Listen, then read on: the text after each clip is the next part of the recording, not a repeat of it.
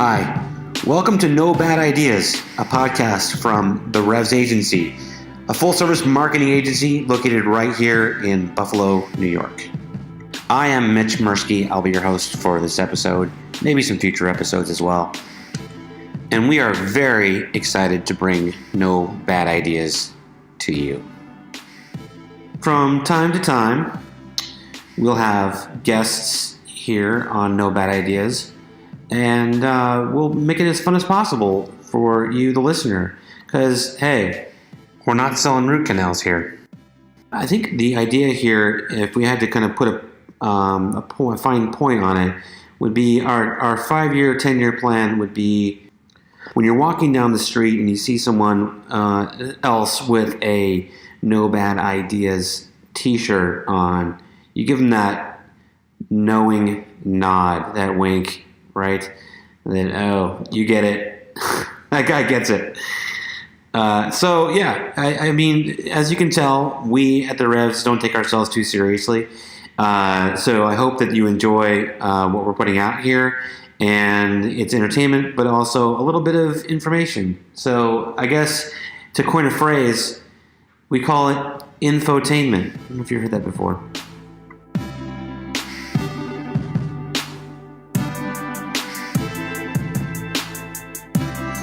All right, let's get into this week's special guest, moi, Mitch Mirsky, because I actually just got back from South by Southwest in Austin, Texas.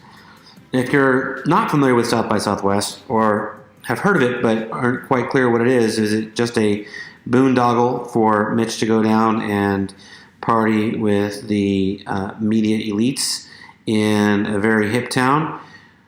No, not 100%. No, that is not what it's about. South by Southwest is an interactive and music festival. Actually started about 25 years ago as a music festival, but as the years have gone on, the interactive piece, as the city of Austin has actually grown in terms of its being more of a tech hub, the South by Southwest Festival has expanded and included much more from an interactive standpoint. So interactive meaning these days, content marketing, social media, automation, machine learning, artificial intelligence. These are the things that they talked about this year. And as you can imagine, over the span of 25 years, that conversation has sort of gone through several different evolutions. But of course, I haven't been to all of those. I've been to 4, and actually this last one was quite informative. So I thought maybe what I would do is share with you a little bit of how my week sort of laid out last week, and give you some of the interesting stuff and the fun stuff, and definitely some of the more weird stuff as well. Hopefully you feel like you get something out of this. Let's get started. So I arrived on a Thursday night, and my first sessions to attend were on Friday morning. So typically what I do when I prepare for South by, we call it South by in the biz, is I will go on to the official website. I will favorite all of the events that I think are pertinent to my business, and those favorited events get exported into a Google Calendar, at which I can then look at, okay, where do I need to be and when, and how many of these events have I responded to at the same time. Typically, you look at my calendar, and I'll show a screenshot to you guys. In fact, I'll create a link in the description of the podcast to a page that shows all the images I'm talking about during the podcast. But typically how it works is I triple book myself for almost every single slot, and then decide, okay, how can I get from one place to another? So just to give you a better picture of Austin, a lot of the events happen in the convention center right in the middle of Austin, but also because the convention center is not super huge, there are so many other sessions. A lot of the hotels and even bars in the area host separate events, panels, discussions on all these topics. So when you respond, you're like, okay, I need to be at the JW Marriott at 11, but then I have to be over at the convention center at 2, and what do I need to do in between those times, and when am I going to eat? Of course, you have to get your breakfast tacos, your barbecue, your Tex-Mex in, and glad to say that I hit all three of those. So again, if you want to see photos of the food I ate, you can hit the link in the description. It'll take you to a little gallery. But forget all that. Let's talk about what I actually saw down in Austin in terms of the sessions I attended. I would say a big theme that ran through a lot of the events that I attended had to do with artificial intelligence, automation, machine learning. Are the robots going to take over, aka Skynet from the Terminator? Or will we have a way of regulating the machines so that our jobs are preserved, we have a high quality of life? But, I think that there's definitely, especially when you go to an event like this, a lot of optimism about what the machines can do.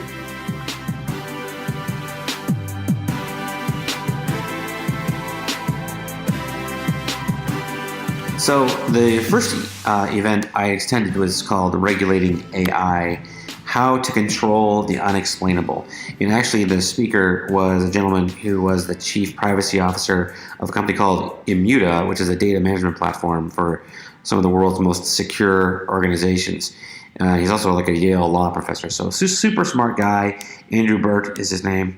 Talked a bit about the progression of technology throughout the years and how people throughout the years have squawked and are concerned about the advancement of technology. The one example he gave was actually, in terms of artificial intelligence, was a horse back in Germany before the turn of the century, before the turn of the 20th century, that actually could count out answers according to the questions that were asked of it. So I think it was like the horse would stomp a number of times if you asked the horse a specific equation of some kind. In any case, it ended up being debunked a few years later, and the horse actually was sent, no kidding, to the glue factory.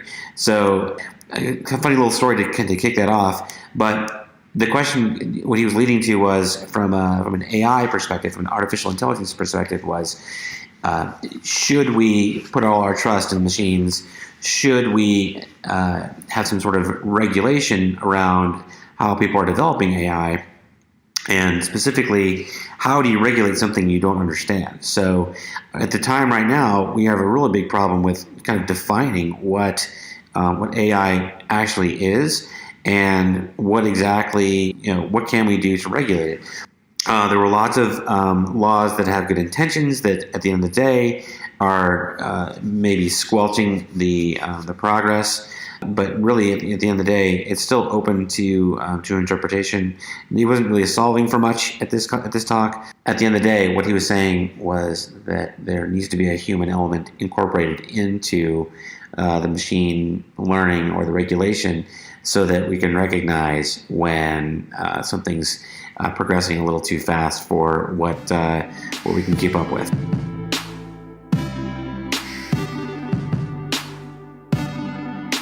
All right, on to the next session that I attended. Actually, this is another good one. It was called Design in the Era of the Algorithm. So actually went into depth on some of the issues that were if we're handing over some of the artificial intelligence to the machines, at what point do we have to make sure that we maintain some level of control, right? I mean, there are so many things in our homes now that are machine enabled. I'm thinking of your Amazon Alexa or your Google Home, or even online. They talk a lot about the example they gave where the machines do make mistakes. At one point, Google was reaching out to people to test image recognition so that Google could take a look at something and say, oh, this is a tree. Oh, this is a soccer ball. Well, at one point, unfortunately, they had a terrible, horrible incident with African American people labeling them as gorillas. And the answer that Google came up with was just to eliminate the word gorillas from their algorithm. So obviously, even the smartest companies out there don't know exactly what they're doing yet, or even how to mitigate those circumstances. Because if you're leaving it up to a machine, you're not likely to get always the best answers. The other example that I thought was interesting from this breakout session that they gave was that the show South Park kind of pranked a lot of people in their homes, and actually on South Park, if you're watching it and you had your Alexa in the room, I guess in the episode they actually it triggered your Alexa to do strange things. I'll share a photo of one of the tweets from someone who was watching the show that night, and they tweeted at South Park saying, "Nailed it tonight. In other news, I have an erroneous alarm set for 7 a.m. and a set of hairy balls on my shopping list. Hashtag Alexa." So, sorry, forgot to warn you that this is a PG-13 podcast. But you can see how there are ways to sort of get around the machine learning and actually use it for nefarious circumstances. So that one I thought was pretty funny in terms of the way that machines are taking over.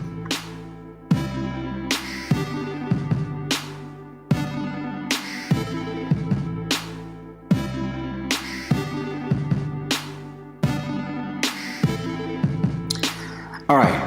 Well, one of the sessions I'm now on to, let's see, probably, I guess, Sunday when I was there, was the first session of the day. I really wanted to attend because it was all about Michael Jordan, the Jordan brand. The speakers were from Nike and from RGA, their agency from New York. These two gentlemen got up on the stage and talked about how they went through the process of creating a 3D AR augmented reality program for the launch of the 30th anniversary of the Jordan shoe. And they did it at the All-Star game, the NBA All-Star game in Los Angeles in February of this year. They came up with the idea in around September, October of last year, and had only a few months to execute this thing. And it is amazing. I wish I could show you, but again, check the link in our description to see at least a couple of images on what they accomplished.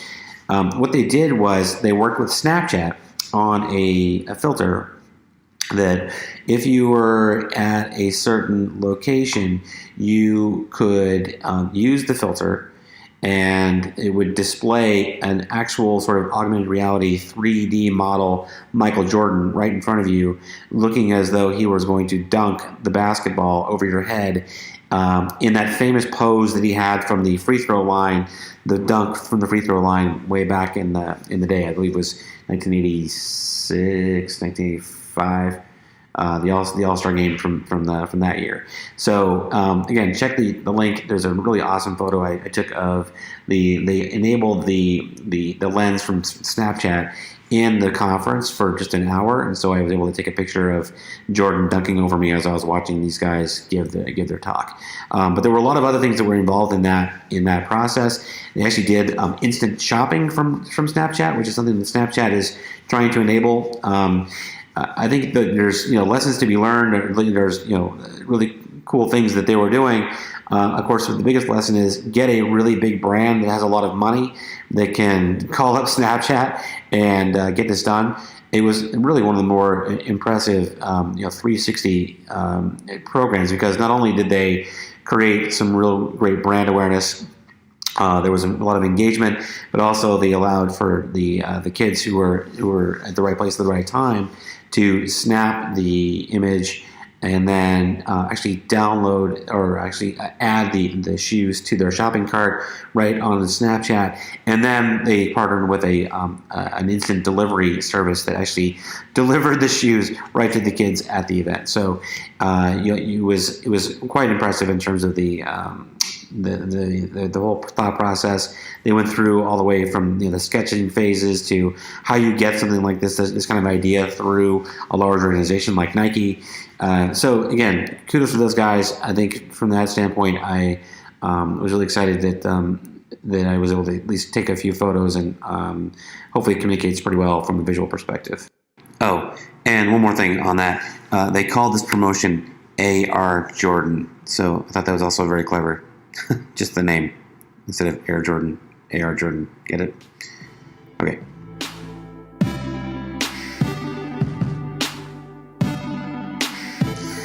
Also, on Sunday, that was the day I saw Elon Musk give a talk. Elon Musk of SpaceX and Tesla fame.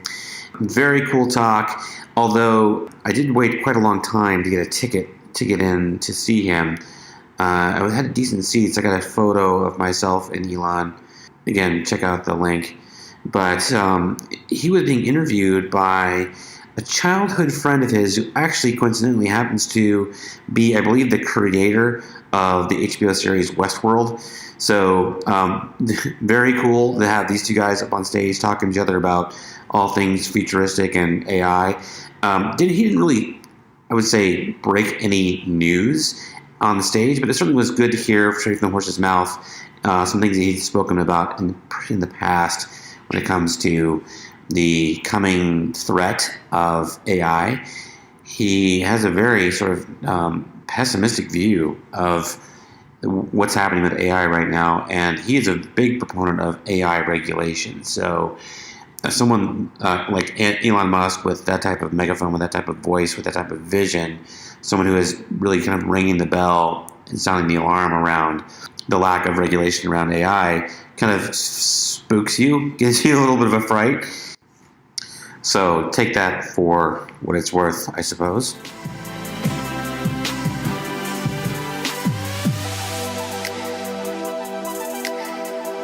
Speaking of Westworld, there are quite a few brand activations out of South by Southwest, and everyone was so enamored with the Westworld brand activation. It was actually a separate house you could travel to outside of the South by Southwest sort of footprint. I think you had to take a bus there. They blacked out the windows, so you didn't know where you were.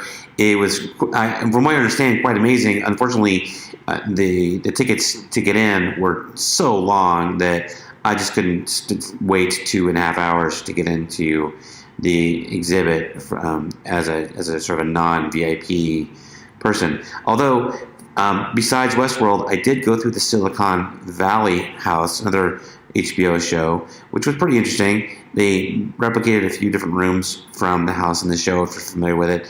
I also got to go through the Ready Player One experience, so that was quite cool.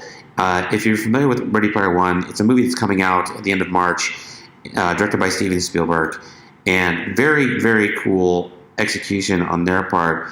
It's based on, you'll have to see the show, or if you read the book, there's a lot of like nostalgia from the 1980s involved. So everywhere you went in there were people giving you 80s trivia quizzes. There were retro video games. There was an actual DeLorean from Back to the Future that you could sit in and get a photo opportunity with. Just those types of things within this, like I would say, like a warehouse, basically, right in the middle of South by Southwest. So I got some photos of that as well I can share with you. And in addition to there being the Interactive Festival and the Music Festival, across all the days there's also a film festival as well. So they actually did premiere Ready Player One at this at the film festival at South by Southwest. I don't know. I didn't. Again, you got to pick and choose your time. So I wasn't going to wait in line to go see a movie that's coming out in a couple weeks. I could go see it then. But in the end of the day, there are so many things happening that you can't see everything. I did get to attend a comedy show one night, which was quite fun. I was backstage in the green room for some pretty prominent comics, and I'm kind of a comedy snob, so I really do enjoy that type of stuff. So personally, I ran into Horatio Sands from Saturday Night Live. That was a really big moment for me. I actually have a photo of that as well. Not as I didn't do any kind of a selfie thing. I'm not into those types of things, but you'll see in the photos in the photo gallery what I ended up doing there. I saw so much more in Austin, but honestly, this podcast would be an hour long, and I don't even know if you're still even listening at this point. But I want to leave you with some of the weirder things that I saw at South by, and I think there's one place that pretty much housed all of the weird things in one place, or some of the weirdest things in one place, and that would be the Panasonic House. I think it's called the Panasonic Japan House, and actually at the Japan House, it's actually a place where I believe young inventors in Japan can submit their ideas, and then Panasonic picks the best ones to bring to South by Southwest to engage and entertain the visitors at South by Southwest. So you get some pretty wacky things there. I think the first thing I saw when I walked in was a robot that created rice balls. It's like a Japanese street food, the rice ball, where it's the machine actually cooks the rice right in front of you, wraps it up in a seaweed wrapper, inserts some meat of your choice, and then distributes it to you right out of the machine. So it was late in the day, and I was hungry, and I actually got one of the last ones of the day. It was delicious, actually, and it hit the spot.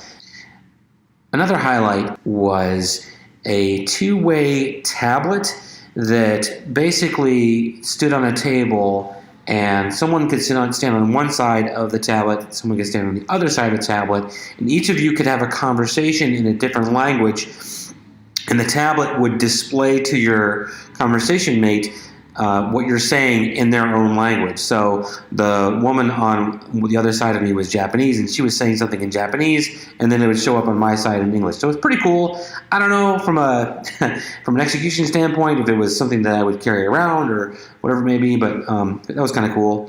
I think probably the weirdest thing that takes the cake that I saw there was a display around a dog toothbrush. Where you could actually brush your dog's teeth. The toothbrush was somehow connected to an app of some kind that would give you, I guess, the status of your dog's teeth, whether or not they were clean enough. But yeah, it was one of the more bizarre things, and you can see these things as in the link in the description. But I found that to be quite entertaining. And then the last thing I saw was an interactive desktop tablet of some kind where you could arrange little chess pieces on top of the desktop according to how you feel and your feelings. You arrange the pawns on the table, and then it would evaluate your feelings, and then count down and spray like an aromatherapy in your face. So you can match a smell to how you're feeling, I suppose, was the premise of that thing. So, at the end of the day, I suppose that might be something that someone might want to have in their home. I don't know.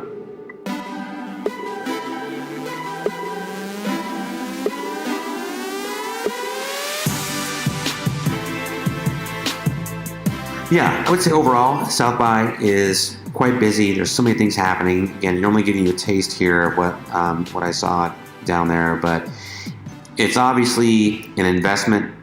It's an investment in time. And really, it's a 6-day at least event in order to attend everything you want to see. Not to mention, just the cost of the badges, the hotels.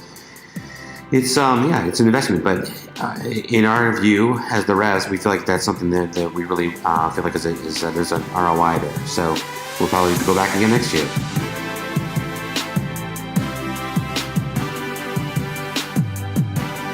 So that is it for the first episode of No Bad Ideas. Hope you liked it.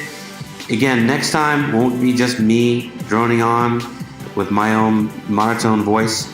You'll get some new guest stars. We'll bring in some subject matter experts. So yeah, hope you stay tuned for the next episode. And in the meantime, you can find more information out about who we are, the Revs, at therevsagency.com, or follow us on any major social media outlet at the Revs Agency. Take care.